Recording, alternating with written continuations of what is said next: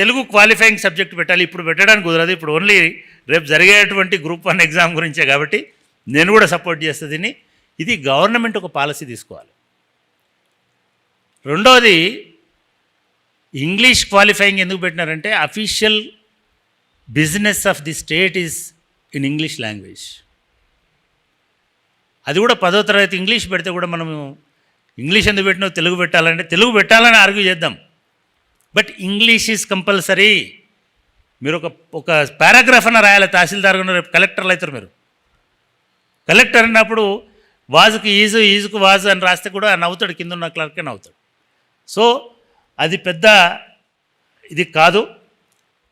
Group 1లో qualifying paper general English, మెయిన్స్లో ఇది క్లియర్ చేస్తేనే మిగతా పేపర్లకి విలువ ఉంటుంది. దీనికి సంబంధించినటువంటి ఫుల్ సిలబస్ ఆన్లైన్ కోర్స్ కేవలం అభ్యర్థుల ప్రయోజనం కోసం 999 రూపీస్కి మాత్రమే అందజేయడం జరుగుతుంది. దీనికి ఈ కోర్స్ జాయిన్ అవ్వడానికి ఈ డిస్క్రిప్షన్లో ఉన్న లింక్ క్లిక్ చేయండి.